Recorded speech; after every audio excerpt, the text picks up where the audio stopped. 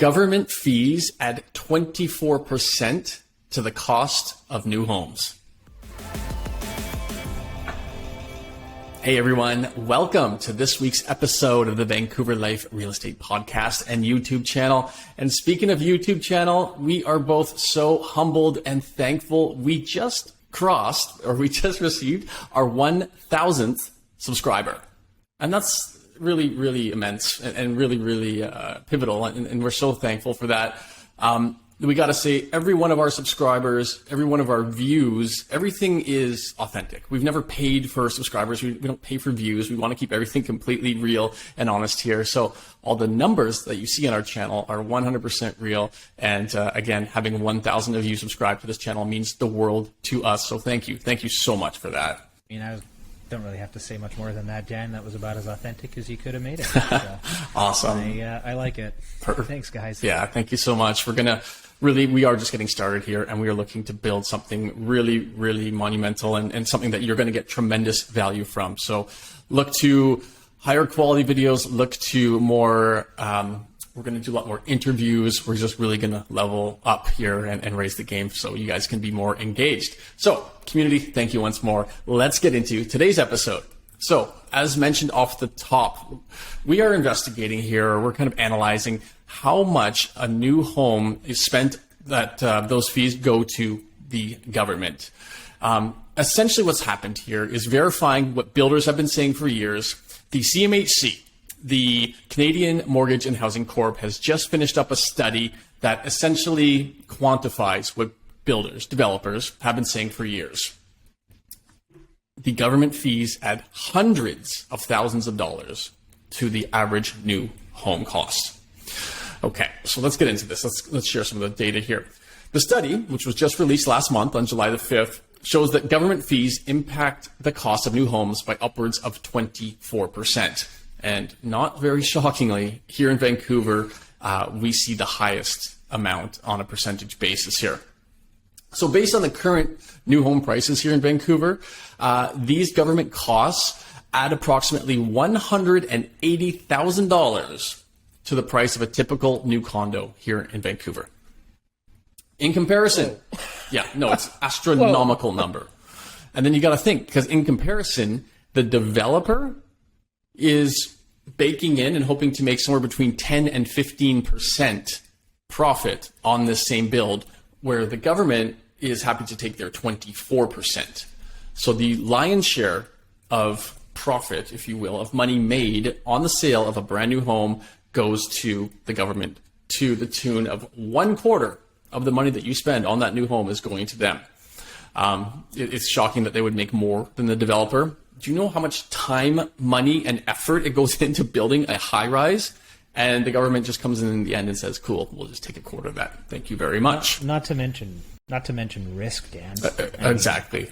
Carrying costs. The risk is enormous. That's right. They've done, the government's done a great job at pointing the finger or deflecting the finger, if you will, back onto the developer, right? It's easy to blame the capitalist, but at the end of the day, without them, nothing gets built. And generally speaking, the government's making infinite returns. Yeah, right? Their cost in was essentially zero. Maybe a bit of time to not release a permit for 36 months. When we look at the actual study, it includes all housing types, right? So detached, condos, low-rise, high-rise. And according to the report, the average government charge per square foot in municipalities in the GTA, for example, is $86 a foot. In Metro Vancouver, that's all of Vancouver, it averages $70 a foot, and in Montreal, $24 a foot. But in the actual city of Vancouver, it has the highest cost per square foot on low-rise and high-rise strata condo buildings of all cities studied, at a whopping $143 per square foot, owing entirely to density payments. Okay, so what are density payments? They relate to the amount of density permitted on a site and are designed to raise revenue for the community amenities like swimming pools, parks, playgrounds, that kind of thing. Once a subdivision agreement is registered, the single detached home somehow tends to be the housing type subject to the lowest government fees. It's also the home that we need the least of. If anything, I think it should be reversed. But this seems to run contrary to densification efforts being pursued by municipalities, which are necessary to increase housing supply with existing urban areas. So why are they being incentivized to build single detached homes? That doesn't make any sense to me. Yeah, it definitely comes across a bit backwards in the sense that you've got your, let's call it 8,000 square foot lot. And of course, the cost to build a single family home is minute compared to building multifamily. But that same chunk of land could house 8, 10, 40, 50 families compared to the one. So you'd think, yeah, it would almost be the reverse. You're having less density in this area and you're getting charged accordingly, but realistically, you're taking away potential land space from... Yeah, it should be inverse, right? I mean, if you're going to incentivize density and then it should be more expensive to build a single family home when we need density the most. Anyways, that's right. So yeah.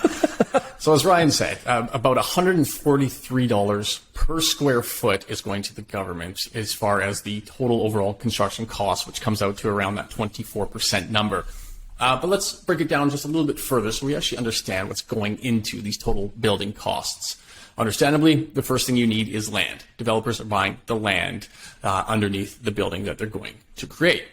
Secondly, you've got your hard construction costs, which is your materials, your labor, and your equipment. On top of that, you've got your soft construction costs, which are your fees paid to professionals. Your architects, for example, will be involved in that build too.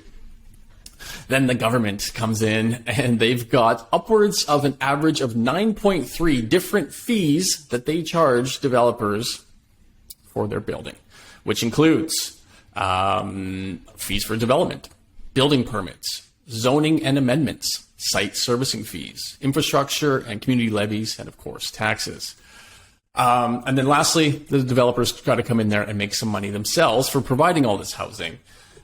This is essentially, like we said, about 10 to 15% between sale price and their all costs inclusive.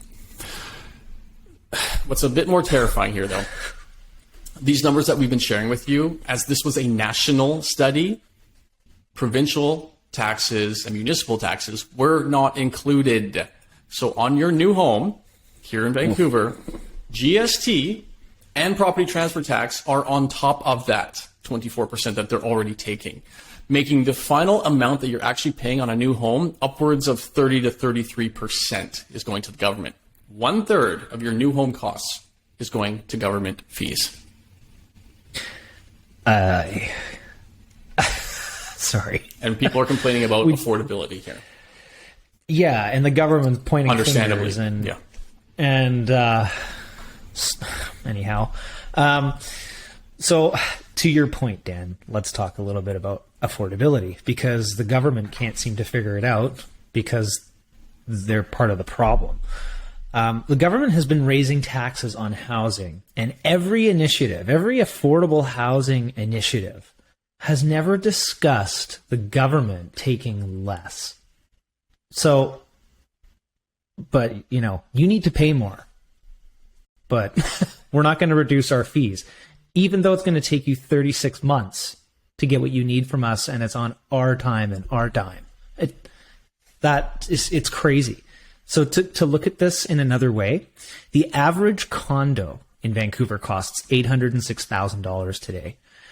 And if you removed those government fees, that same condo would cost $530,000. Now that's a whole nother category of affordability, right?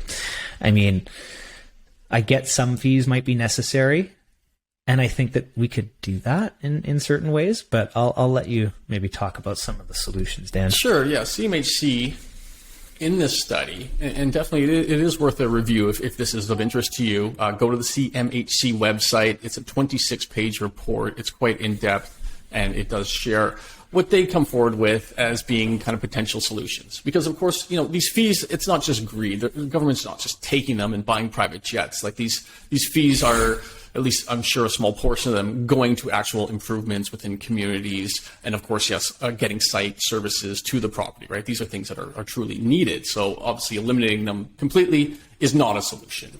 But I think there are ways to dissect this and maybe improve upon it, because again, a third of the cost of your new home, that's likely on the high side, as we know that there are other countries that definitely do not charge this, and somehow their housing is more affordable.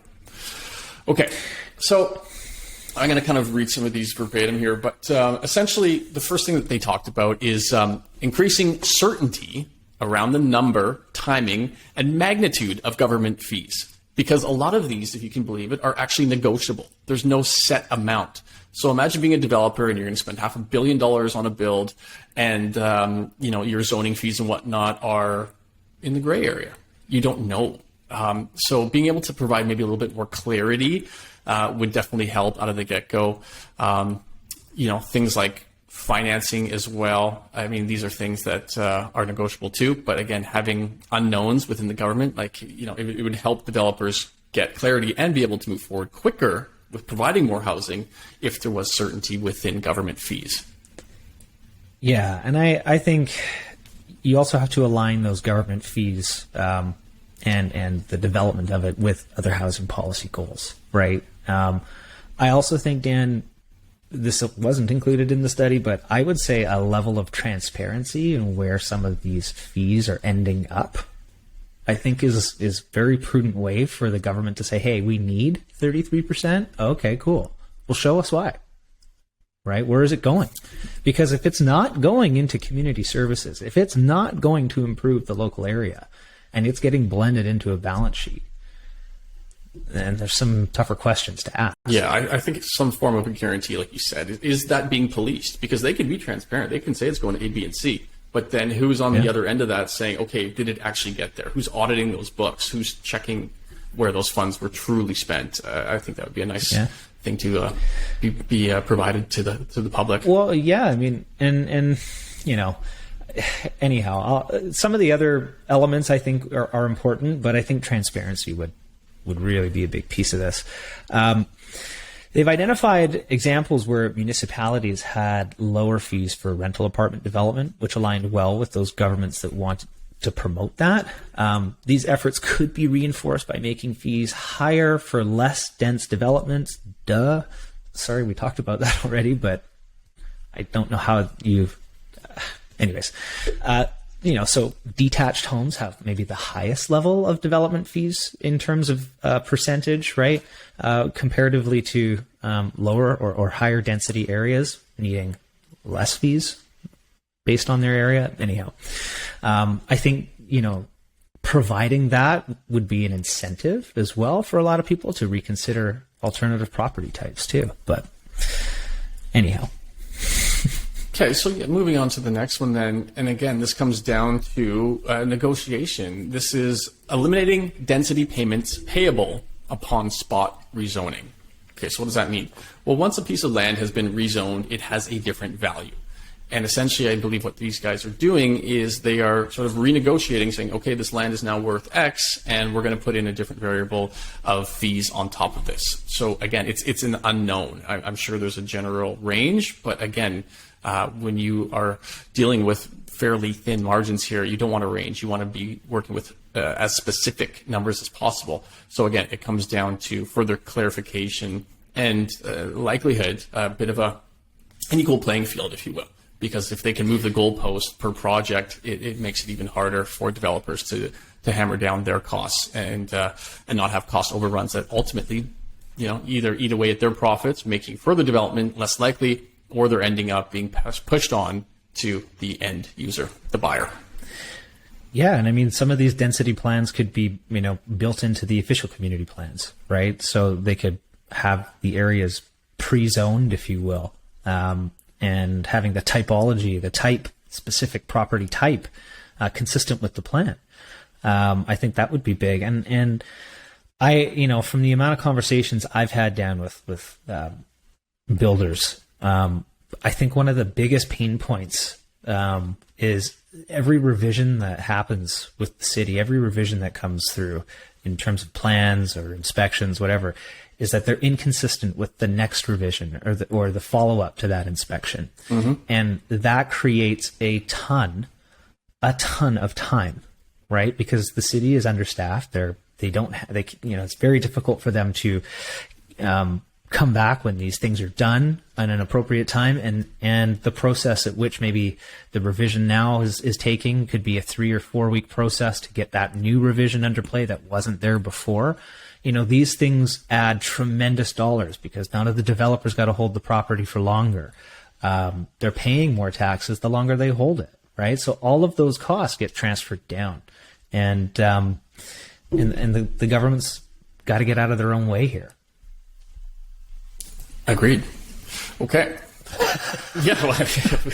I don't disagree. Okay. And then the last one here, exploring alternate tools for municipalities, and I think to add to this ultimately developers, to raise the revenue to fund municipal services and capital projects. For sure. Right now, it sounds like the only option is essentially government says, cool, we're going to take that money and we're going to tell you where it's going to be dispersed and what type of improvements are going to be made. Essentially, what happens is when a developer builds or applies for a permit to build a tower, the city says, okay, great, we're going to say yes, but that also means you have to build some low-income housing here and you have to fund a park over here, as a very sort of top-level example. So could that developer, could that municipality not say, great, well, we've got our official community plan and we've actually got a group here who's raised X million dollars and they want to build the park thanks to this developer putting, a high rise here. And then this individual here wants to go and actually fund some low-income housing. We've all seen hospitals with complete wings that have been built by affluent donors. What's that? By donors, sure, exactly. Donors. By philanthropists here. Let's say there might be a Jimmy Pattison, for example, that would come in and say, look, I want to help this community here by supplying X. So again, I think that's a unique solution to explore as well, because there are other means of raising capital to result in community improvements. And crowdfunding, you could do there's all kinds of ways of getting it done. That's right. Right. Yeah. And it's just been entrenched to this way. And it's, when I think it was over a year, maybe a year and a half ago now, Dan, we had Urban Analytics on our pod, and I remember them kind of opening our eyes to the fact that when you start peeling back the layers of the onion, you'll cry just at how bad, yeah, sure. how bad the tax implications are, and like a DCC fee for a developer to come in, they'll have to drop $5 million, right, on DCC fees to get their project reviewed. Sure, what right? that stands for? The development construction permit costs, right? So, to review the plan, it's based on the size of the building that you're building, right? So if you're building a tower and you're putting in 400 units, your DCC fees are going to be in the millions, right? And this is just at the review stage. So where do those funds go? What is, is that getting put back into the community? That's the question. 33% may be an acceptable number if we know where the money's going, but it also might be a very unacceptable number if the government doesn't even know where it's going. Bike lanes? I don't know. It's weird. But I don't know where it goes. I don't see it, and I don't think the government really does a good job of telling us either. So. Yeah. Okay. So that's largely it for us today. So next time you're going to buy that pre-sale, that new condo, just recognize a third of what you're paying there is going to the government. And then keep in mind too, every time a property is resold, they are benefiting from that as well, largely through property transfer tax. Things like bare land or unlived in homes will also be subject to GST, all sorts of ways for them to continue to get tax revenue from the resale of properties. Okay. Well, again, let's finish this off. Positive note here. 1,000 subscribers means the world to us. Thank you all so much. We'd love to see it grow even more. Please share this with at least one person you think may benefit from it. And we will see you next week with some more timely information. Have a great day.